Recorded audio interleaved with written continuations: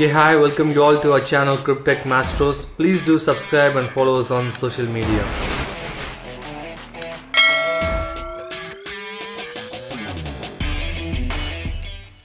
Okay, இன்னைக்கு எபிசோடில் crypto கரன்சினால என்ன மாதிரியான டிஃப்ரெண்ட் கான்செப்ட்ஸ்லாம் ஜென்ரேட் பண்ண முடியும், அதோட அட்வான்டேஜஸ் என்ன, டிஸ்அட்வான்டேஜஸ் என்ன, கிரிப்டோவோட ரியல் வேர்ல்டு யூஸ் கேசஸ் என்ன, ஃபியூச்சரில் என்ன மாதிரியான ஃபியூச்சர்ஸ் எல்லாம் கிரிப்டோவோட க்ரோத்துக்கு ஹெல்ப்பாக இருக்கும், கிரிப்டோவோட சக்ஸஸ் ஸ்டோரின்னு மொத்தமாக ஒரு 4 டாப்பிக்கை பற்றி பார்க்க போகிறோம். இது கிரிப்டோ கரன்சினோட ஒன் ஆஃப் த இம்பார்ட்டன்ட் டாபிக்னு சொல்லலாம். அதுக்கு முன்னாடி உங்களுக்கு ஒரு சின்ன ரெக்வஸ்ட். நீங்கள் ஃபர்ஸ்ட் டைம் இந்த சேனலில் வீடியோ பார்க்குறீங்க அப்படின்னா இந்த வீடியோவோட பிளேலிஸ்ட்டோட லிங்க் டிஸ்கிரிப்ஷனில் நாங்கள் கொடுத்துருக்கோம். நீங்கள் ஃபர்ஸ்ட்ல இருந்து எல்லா வீடியோவும் ஆர்டராக பார்த்தீங்க அப்படின்னா நாங்கள் என்ன சொல்ல வரோம் அப்படிங்கிறது உங்களுக்கு கிளியராக அண்டர்ஸ்டாண்ட் ஆகும். கிரிப்டோ கரன்சி ஜென்ரலாக 4 டைப்பில் கிரியேட் பண்ண முடியும். ஃபர்ஸ்ட் வந்து பார்த்தீங்கன்னா proof of work, next proof of staking, next வந்து smart contracts and fourth is stable coins. So first proof of ஒர்க்கை பற்றி பார்த்துடலாம். கிரிப்டோ கரன்சி பிளாக் செயினில் ரன் ஆகுறதுனால ஒவ்வொரு டிரான்சாக்ஷனும் ஒரு பிளாக்ல கிரியேட் ஆகும். ஸோ இந்த டிரான்சாக்ஷன் வேலிடேட் பண்ண பசில் ஜென்ரேட் ஆகும். இந்த பசிலில் எந்த சிஸ்டம் சால்வ் பண்ணுதோ அந்த சிஸ்டம்க்கு ரிவார்ட்ஸாக புது காயின்ஸ் கிடைக்கும். ஒரு ஒர்க்கை பண்ணி முடிச்சு டிரான்சாக்ஷனை வெரிஃபை பண்ணி ரிவார்டாக புது காயின்ஸை எடுக்கிறதுனால இந்த கான்செப்டுக்கு பேர் ப்ரூஃப் ஆஃப் ஒர்க். ஸோ இதோட அட்வான்டேஜஸ் பார்த்தீங்க அப்படின்னா பிளாக் மைனிங் ப்ளஸ் டிரான்சாக்ஷன் ஃபீஸ்னு 2 ஆப்ஷனில் ரிவார்ட் கிடைக்கும். ரொம்பவே வந்து டீசென்ட்ரலைஸ்டான ஒரு கான்செப்ட் இதில் இருக்குது. எவ்வளோ கேபிட்டல் அண்ட் மணி இருந்தாலுமே high computing power and puzzle solve பண்ணால் தான் ரிவார்ட்ஸ் ஏர்ன் பண்ண முடியும். டிஃப்ரெண்ட் கம்ப்யூட்டர்ஸில் டீசென்ட்ரலைஸ்டாக இருக்கிறதுனால டிடாஸ் மாதிரியான அட்டாக்ஸ் நடக்காது. டிடாஸ்னா ஒரு டைமில் மல்டிபிள் இன்டர்நெட் டிராஃபிக் சென்ட் பண்ணி நெட்வொர்க்கையே பிளாக் பண்ணுறது தான். ஸோ இப்போ அதோட டிஸ்அட்வான்டேஜஸ் பற்றி பார்க்கலாம். அதிகமாக கம்ப்யூட்டிங் பவர் தேவைப்பட்டதுனால இது நடக்கிறது highly impossible. But in case group of miners decide பண்ணி சிஸ்டம் எல்லாம் இன்டெகிரேட் பண்ணி நெட்வொர்க்கை கண்ட்ரோல் பண்ணி ஈக்குவல் ரிவார்ட்ஸ் எடுத்துக்கலாம் அப்படின்னு டிசைட் பண்ணால் more of it's like a சென்ட்ரலைஸ்டாக மாறிடும். அதிகம் கம்ப்யூட்டிங் பவர் தேவைப்படுறதுனால ஹை பவர் கன்சம்ஷனும் இருக்கும். ஸோ தேர்ட் பாயிண்ட் அப்படின்னு பார்த்தீங்க அப்படின்னா இது ஒரு இம்பாசிபிளான கேஸ்னு கூட சொல்லலாம். இன்கேஸ் ஒரு 51% ஆஃப் த ஹேஷ் ரேட் வந்து கண்ட்ரோல் ஒருத்தர்கிட்ட இருந்துச்சு அப்படின்னா பிளாக்கை ரிவர்ஸ் பண்ணவோ இல்லை சேஞ்ச் பண்ணவோ முடியும், விச் இஸ் ரேர்லி இம்பாசிபிள். அந்த கம்ப்யூட்டிங் பவர் கொண்டு வரதே கஷ்டம். ப்ளஸ் அந்த நியூஸ்லாம் வந்த உடனே யாரும் அதில் டிரான்சாக்ஷன் பண்ண மாட்டாங்க. ஸோ நெக்ஸ்ட் நம்ம பார்க்க போகிற டாபிக் வந்து proof of stake. Proof of ஒர்க்கோட டிஸ்அட்வான்டேஜஸை ஓவர் கம் பண்ண வந்தது தான் ப்ரூஃப் ஆஃப் ஸ்டேக் கான்செப்ட். இங்கே பிளாக் செயின் டிரான்சாக்ஷனை வெரிஃபை பண்ணுறவங்களுக்கு பேர் வேலிடேட்டர்ஸ். இங்கே பிளாக்கை வேலிடேட் பண்ணால் பேஸ்ட் ஆன் காயின் ஸ்டாக்கிங்கை பொறுத்து 1 by 1 வேலிடேட்டர்ஸாக ஆவீங்க. காயின் ஸ்டாக்கிங்கை பேஸ் பண்ணி நியூ காயின்ஸ் ஜென்ரேட் ஆகுறதுனால இந்த கான்செப்டுக்கு பேர் proof of staking. So proof of ஸ்டேக்கிங்கோட அட்வான்டேஜ் பார்த்தோங்க அப்படின்னா ப்ரூஃப் ஆஃப் ஸ்டேக்கிங்க்கு கம்ப்யூட்டிங் பவர் அதிகமாக தேவையில்லை. அதனால் பவர் கன்சப்ஷனும் ரொம்ப அதிகமாக தேவைப்படாது. ஆப்வியஸாக ரன்னிங் காஸ்ட் கம்மினால ப்ரூஃப் ஆஃப் ஸ்டேக்னால நோட்ஸுக்கு பெட்டர் ரிவார்ட்ஸும் கிடைக்கும். யூசர் காயின் ஸ்டேக் பண்ணுறதுனால கரன்சிக்கான ப்ரைஸ் ப்ரெஷர் இதில் இருக்காது. இதோட டிஸ்அட்வான்டேஜஸ் பார்த்தீங்க அப்படின்னா ஸ்டாக்கிங் நிறைய பண்ணுற ரிச் பீப்புள்ஸ் வேலிடேட்டராக செலக்ட் ஆகிறதுக்கு சான்சஸ் அதிகமாக இருக்குது. Proof of stake proof of ஒர்க்கை விட கம்பேர் பண்ணால் ஈஸியாக அட்டாக் ஆக சான்சஸ் அதிகம். ஸ்டேக்கிங்கிற கான்செப்ட்னால கிரிப்டோ கரன்சியோட core function like payment and transfer affect ஆகும். இதனால கிரிப்டோ கரன்சியோட ரியல் பர்பஸும் ஸ்பாயில் ஆகும். அடுத்து நம்ம பார்க்க போது ஸ்மார்ட் கான்ட்ராக்ட்ஸ் அண்ட் டோக்கன். மற்ற 2 கான்செப்டை விட இது கொஞ்சம் டிஃப்ரெண்டானது. இந்த மாதிரியான டோக்கன் ஏதாவது ஒரு பிளாக் செயினில் ஸ்மார்ட் கான்ட்ராக்ட் அதாவது சர்டன் அக்ரிமெண்ட்ஸில் லான்ச் பண்ணி ரன் பண்ண முடியும். இந்த மாதிரி டோக்கன் ஜென்ரலாக டீசென்ட்ரலைஸ் ஆப்ஸில் தான் இருக்கும். ஸ்டில் இந்த டோக்கன்ஸோட டிரான்சாக்ஷன் மெயின் பிளாக் செயின் நோட்ஸில் ரன் ஆகுறதுனால டிரான்சாக்ஷன் ஃபீஸ் மெயின் நெட்வொர்க் காயினில் தான் பே பண்ணணும். ரியல் லைஃப் யூஸ் கேசஸ்க்கு இந்த ஸ்மார்ட் கான்ட்ராக்ட்ஸோட ரோல் ரொம்பவே அதிகமாக இருக்கும். இப்போ இதை பற்றின ஒரு அட்வான்டேஜஸ் என்ன அப்படின்னா ஸ்மார்ட் கான்ட்ராக்ட்ஸு நோட்ரியோ இல்லை லாயர்னு எந்த ஒரு தேர்ட் பார்ட்டி இன்வால்மெண்ட்டும் இல்லை. அதோட நிறைய காஸ்ட் ரிடக்ஷனும் இருக்கும். ஆட்டோமேட்டட் பேமெண்ட் இருக்கிறதுனால பேமெண்ட்டோட ரிஸ்க்கும் ரொம்பவே கம்மி. ஸ்மார்ட் கான்ட்ராக்ட்ஸ் எல்லாமே டிரான்ஸ்பரண்ட் என்வரான்மெண்ட்டில் ரன் ஆகுறதுனால கான்ஃபிடன்ஸ் பிட்வீன் த பார்ட்டிஸ் ரொம்பவே பெட்டராக இருக்கும்.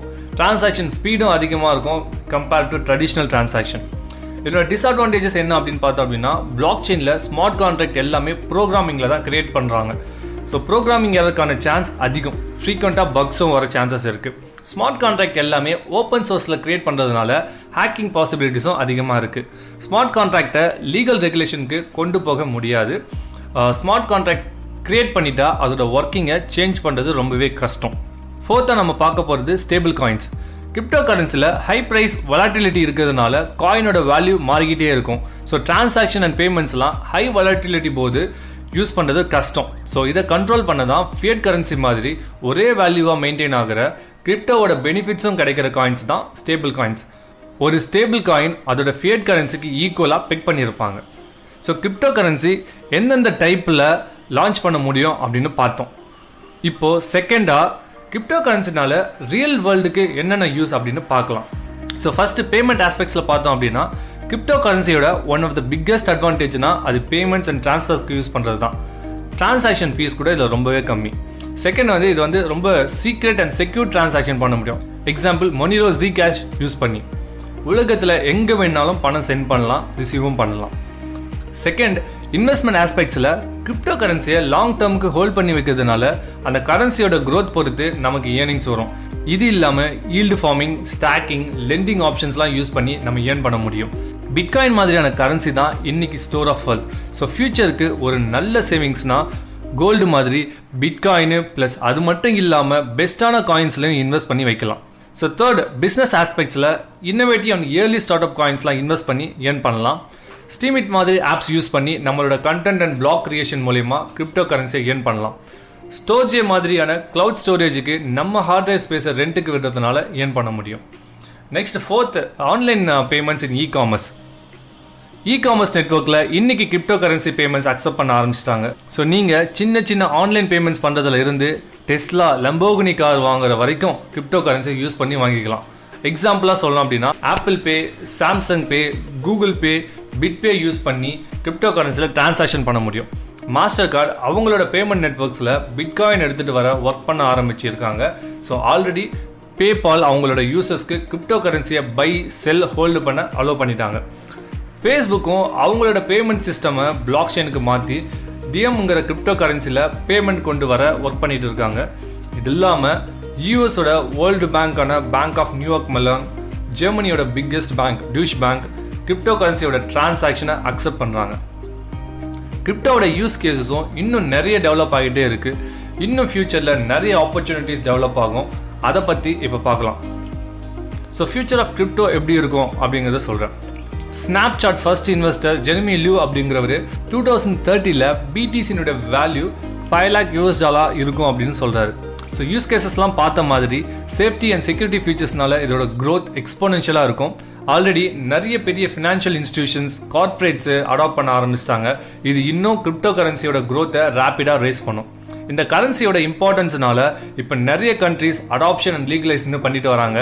ரீசெண்டாக எல் சல்வடார் உங்களுக்கு எல்லாருக்குமே தெரியும். ஈவன் இந்தியாவில் கூட இப்போ பாசிட்டிவான சைன்ஸ் இருக்கு, லைக் ரெகுலரைசிங் த கிரிப்டோ அப்படின்னு. ஆன்டி ட்ரஸ்ட்ங்கிற விஷயத்தில் மிகப்பெரிய ஜெயின்ஸான கூகுள், அமேசான், ஆப்பிள் கம்பெனிஸ்லாம் இந்த டெக்னாலஜிக்கு ஷிஃப்ட் ஆக வேண்டிய கட்டாயத்தில் இருக்காங்க.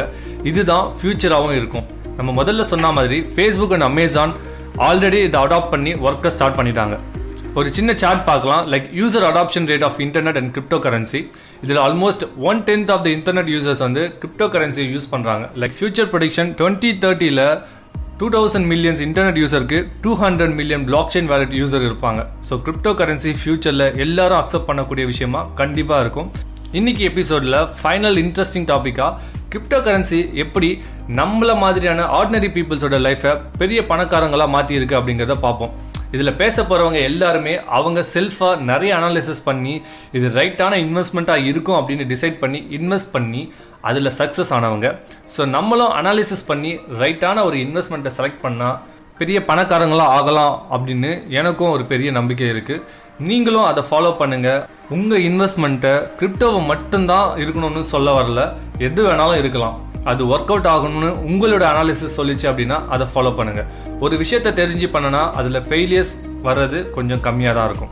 இதில் ஃபர்ஸ்ட்டாக பார்க்க போகிறது ராஜர். இவரை பிட்காயின் ஜீசஸ் அப்படின்னு சொல்லுவாங்க. இயர்லியராக இன்வெஸ்ட் பண்ணதுனால ஆல்மோஸ்ட் $520 மில்லியன் இவரோட பிடிசி மதிப்பு இருக்குது. இதில் ஏர்ன் பண்ணது மட்டும் இல்லாமல் நிறைய சேரிட்டிஸ்க்கு டொனேட்டும் பண்ணியிருக்காரு.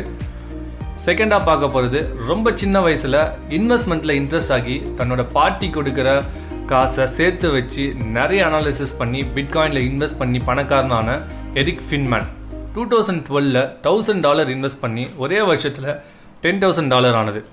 இந்த பணத்தை வச்சு தனியாக ஒரு கம்பெனி ரன் பண்ணிட்டு அதில் வேலை பார்க்குறவங்களுக்கும் பிடிசியை சேலரியாக தராரு.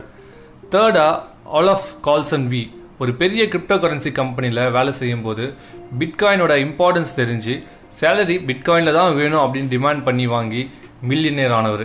அவர் சேலரி வாங்கினப்போ பிடிசியோட ப்ரைஸ் $20 to $30. லாஸ்ட்டாக இன்ட்ரெஸ்டிங்கான ஸ்டோரி, மிஸ்டர் ஸ்மித் அப்படிங்கிறவர் 2008 அவர் ஃப்ரெண்டு மூலிமா பிட்காயினை பற்றி தெரிஞ்சு அதில் ஒரு $3000 இன்வெஸ்ட் பண்ணியிருக்காரு. பிடிசி ப்ரைஸ் ஏறும்போது 2013 தான் அவருக்கு அப்படி இன்வெஸ்ட் பண்ணியிருக்கணும் அப்படிங்கிறதே ஞாபகம் வந்துச்சு. ஸோ கொஞ்சம் பணத்தை மட்டும் எடுத்து வேலையை ரிசைன் பண்ணிட்டு ஜாலியாக வேர்ல்டு டூர் போயிட்டு லைஃப்பை என்ஜாய் பண்ணிட்டு இருக்காரு. So guys, right analysis, right investment and right time will always allow you to end in the success in any financial markets. So that's it for today episode. Next episode la Bitcoin and altcoin na enna, altcoin oda advantages, disadvantages, so altcoin oda categories, types, so coins and tokens na enna, adu rendukku enna difference, so coin and token eppdiyella launch agum, அந்த process எல்லாமே நம்ம பார்க்க போறோம். As usual இன்னைக்கு ஒரு inspiring கோட்டோட முடிச்சிடலாம்.